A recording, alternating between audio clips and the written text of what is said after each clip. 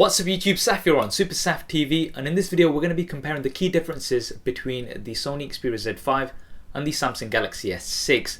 So Sony went ahead and announced 3 new devices today, and that includes the Sony Xperia Z5, the Z5 Compact, as well as the Z5 Premium, which has an insane 4K display. We'll be talking about that in the next video, so do stay tuned for that. But their primary flagship device will be the Z5. That's going to be their main device, shall we say. And how does that compare to one of the, if not the most popular Android smartphone of 2015 so far, and that is the Samsung Galaxy S6? Well, let's find out. So initially, starting off with the screen size differences, the S6 has a 5.1 inch display, whereas the Sony Xperia Z5 has a 5.2 inch display. So a very slightly larger display on the Sony Xperia Z5. Now there's a difference in resolution here as well. The S6 comes with a Quad HD display, so that's 2560 by 1440, roughly about 577 ppi, so a very high pixel density, very sharp. It's definitely one of the best displays on any mobile device out this year, and it's been really great in my usage. You've got great feedback across the board from pretty much all reviewers, and it is a very nice display, and sort of the one to beat now with the Sony Xperia Z5. You've still got full HD, so that's 1920 by 1080, roughly about 428 ppi. So now that's not to say that's a bad thing. Full HD is still great at that screen size, and that still is a very nice resolution and pixel density. But the S6, I would say, definitely gets the edge here. In terms of the Z5 Premium, that's going to be a different story altogether, because that's got, I believe, over 800 ppi. But again, we're not talking about that in this video, although I'm getting tempted to talk about it because it's absolutely insane having a 4K display on a smartphone. Anyway, in terms of the size differences, because the Xperia Z5 does have a slightly larger screen, it is coming larger overall as well. It's 2.6mm taller, 1.5mm wider, and it's also 0.5mm thicker compared to the Samsung Galaxy S6. So the S6 is going to be slightly more compact, not a great deal, but slightly more compact overall in the hand. In terms of the weight as well, the Z5 comes in 16 grams more compared to the S6. Now in terms of the build, the S6 has a metal frame with glass panels on the front and the back. Now this has been a popular choice in terms of the build materials for Samsung, and they've finally gone away from that plastic. Definitely looks and feels very premium. It does attract a lot of fingerprints, however, so that is something that you have to bear in mind when getting the S6. In terms of the Xperia Z5, they've got similar design language to what they've had in previous smartphones. So you've still got a metal frame and glass panels on the front and the back. The difference here is that the back panel is actually frosted glass, so this should be a little bit better in terms of those fingerprints. It shouldn't be as obvious on the Xperia Z5 compared to the S6 here. Now one key thing that you have on the Xperia Z5 is IP68 water and dust resistance. So this is something that we're used to seeing from the Xperia line, and it's a very useful feature. I'm not sure why Samsung didn't include this. I think they'll probably include it in the S7, but it is very useful, and this is a big advantage that you've got on the Xperia Z5. Now another thing we do have to mention is that the S6 is available in an edge variant, so you've got dual edges on the S6 Edge, and this is a very unique design, and if you are somebody who's into the looks of a device, then personally, in my opinion, this is the best looking device of 2015. In terms of all the other specs, they are pretty much the same, which is why we're not going to go into the S6 Edge in this particular video. If you do want to see more details about the S6 Edge, do go ahead and check the description below. I will have a link to the review on the key differences between the S6 and the S6 Edge too.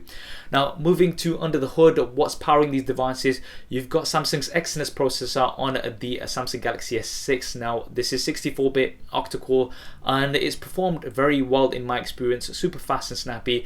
The Z5 comes with the Snapdragon 810, once again an octa-core 64-bit processor. There has been some controversy of the 810 overheating. I've not experienced this in some of the recent devices, such as the OnePlus 2 for example, so if this has the new version, then that shouldn't really be a problem in terms of the overheating. You've got 3 gigabytes of RAM on both the S6 as well as the Xperia Z5. Now the S6 has had some RAM management issues where it does tend to close apps in the background. So once we've got both of these devices in hand, then we can do a detailed speed test, so do stay tuned for that on the channel. And we'll also do some RAM management tests between these two as well to give you guys a better idea.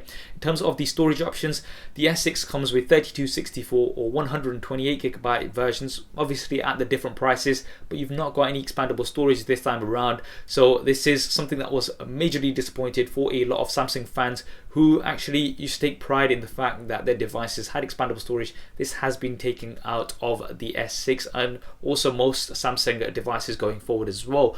With the Xperia Z5, you've only got the 32 gig version, but you do have a micro SD card slot, so you can expand that storage. Sony are saying up to 200 gigabytes now. I'm not sure where you're going to find a 200 gigabyte micro SD card, probably be very expensive, but you do have the option there of expanding storage. You could get a 64 gig memory card, you could get 128 gigabyte memory card, and you could extend that. So that is a very, very big advantage. This is something that's not available on the S6, unfortunately. Now let's talk about the cameras. This is something that's becoming more and more key in terms of devices. The S6 has a 16 megapixel camera with optical image stabilization. Right now it's definitely one of the best cameras out there in terms of a smartphone. You can see lots of examples on the channel. It's got super sharp detail, very, very crisp, and all in all, people have been very, very impressed with the S6 camera. So much so that the sensor has been carried over on to the Note 5 as well. So you've got the same sensor on the Note 5 because it has been so successful. In terms of the Sony Xperia Z5, you've got a 23 megapixel camera. Now they've not said that it's got optical image stabilization. What it does have is SteadyShot, so this is software stabilization, so that should definitely help. In terms of how much it helps, we will have to put these side by side and do a comparison. The other thing that you have, which is key, is hybrid autofocus, which is the fastest autofocus on any smartphone. Sony are claiming 0.03 seconds autofocus. That is absolutely insane. So it'll be really nice to try this out. And the thing is, with Sony, I have lots of confidence with Sony because the Samsung Galaxy S6, my version, and also the iPhones and stuff, they all use Sony sensors. So you know Sony can do a good job with the sensors. And this new sensor that they've got on the Sony Xperia Z5, in my opinion, should perform really well. We'll get to test these out and we'll do a side-by-side comparison, super SAF style. So make sure you are subscribed to see that as soon as the Sony Xperia Z5 is released and we have it in hand. The Xperia Z5 also comes with clear image zoom technology. Now Sony is saying that you can zoom up to 5 times and still not lose any quality, and that 23 megapixel sensor is definitely going to go towards that. That's also nice to see. In terms of video, you've got 4K on both devices here. Front-facing cameras, 5 megapixels here on both. It's difficult to say what the Sony Xperia Z5 front-facing camera will be like. We'll have to test that out. But the S6 has been very, very consistent, and it's definitely one of my favorite selfie cameras out right now. We will do a comparison when we have both in hand. In terms of the operating system, you've got Android Lollipop 5.1.1 on both devices. The S6 has just been updated to 5.1.1 recently, so you're going to be getting the latest version of Android. But you've got TouchWiz on the S6, and on the Sony Xperia Z5 you'll be getting Sony's own skin. Now the Sony skin isn't as intrusive as TouchWiz. However, TouchWiz has improved a lot, and you do have some additional features such as multi-window, which I do find useful. Now this will come down to your personal preference, which skin you like more. Now in terms of the additional features that both of these devices offer, both of them do have a fingerprint scanner, but the S6 has it on the home button. It's worked pretty well and it is pretty accurate, a big improvement on previous Samsung devices. You also have integration with Samsung Pay, which is yet to come and become fully available, so I can't comment on that too much as yet. The Xperia Z5 has the fingerprint scanner on the right hand side, so this is where the power button is, the standby button, and this is in a bit of a different position. We've not actually seen it on the right hand side of a device as far as I'm aware. Usually have it either on the front or the back of the device, so this will be interesting to see how well it works and how accurate it will be.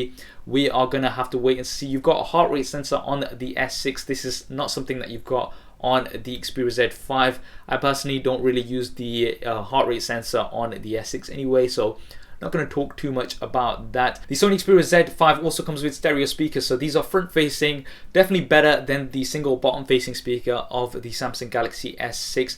The Z5 also has high-res audio and DNC support, so Sony are really pushing on the audio side of things, and if you use some of the compatible accessories, you're going to be able to get some very high quality audio. The Z5 also comes with a PS4 remote play, so if you do have a Sony PlayStation 4, then you're going to be able to play that remotely like we've had with some previous Sony Xperia devices, and that will definitely be a pull if you are a gamer on the PS4. In terms of batteries, the S6 comes with a 2550 mAh battery.